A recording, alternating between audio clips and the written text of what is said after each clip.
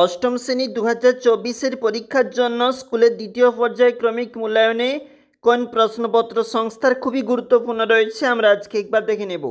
যেখানে পূর্ণমান 25, সময় 50 মিনিট। এক দাগের প্রশ্ন রয়েছে 1 গুণ 3। নিচের প্রশ্নগুলির নির্দেশ মতো উত্তর দাও। 4 এর 4% সমান কত? এবং পরের যে প্রশ্নপত্র 2 দাগে যেটা রয়েছে সেটা হচ্ছে একটা লসাগু করো।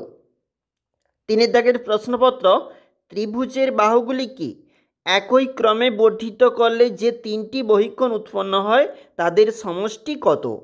এর পরের যে প্রশ্নপত্র দেখো 2 দাগে যেখানে প্রশ্নপত্র রয়েছে যে কোনো দুটি প্রশ্নের উত্তর দাও। 4x2 অর্থাৎ প্রতিটি প্রশ্নের মান এখানে 4 নাম্বার করে রয়েছে।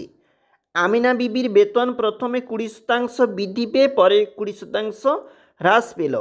আমিনা বিবির বেতন শতকরা কত পরিবর্তন হলো আমরা হিসাব করি। এরপরে যেখানে 2 দাগের প্রশ্নপত্রে দেখা যাচ্ছে এক ধরনের পিতলে তামা এবং দস্তার পরিমাণের অনুপাত দেওয়া রয়েছে 5:2। এই ধরনের 28 কিগ্রা পিতলে 4 কিগ্রা তামা মেশালে তামা এবং দস্তার পরিমাণ অনুপাত কীরূপ হবে সেটা হিসাব করো। দেখো 3 দাগের যে প্রশ্নপত্র বলেছে 30 জন লোক 15 দিনে একটি গ্রামের রাস্তার 3/7 অংশ সারাই করেন।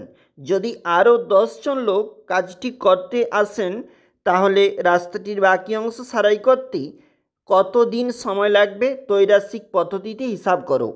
দেখো নেক্সট প্রশ্ন যেখানে বলেছে 9টি ট্রাক্টর 24 একর জমি 12 দিনে চাষ করতে পারে।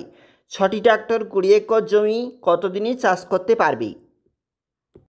নেক্সট যে প্রশ্ন একটা রয়েছে আমাদের গসাগু নির্ণয় এবং তারপরেই অঙ্ক রয়েছে লসাগু নির্ণয় করো।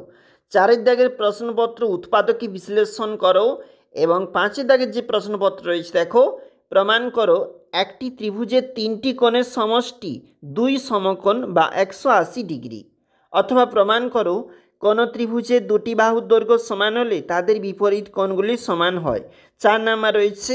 এবং 6 দাগের যে প্রশ্নপত্র রয়েছে 2টি সরলরেখাংশ এবি এবং সিডি পরস্পরকে ও বিন্দুতে সমদ্বিখণ্ডিত করে। প্রমাণ করো। এখানে একটা অঙ্ক রয়েছে এবং অথবা দিয়েও আরেকটা প্রশ্নপত্র রয়েছে। সমস্ত প্রশ্নপত্রগুলি ভালো করে লক্ষ্য করবে কারণ এগুলি সংস্থা নির্ধারিত করা প্রশ্নপত্র অষ্টম শ্রেণী পরীক্ষার জন্য। লাস্ট মিনিটে আমরা একটা একটা করে প্রশ্নপত্র আপলোড করতেছি সংস্থার।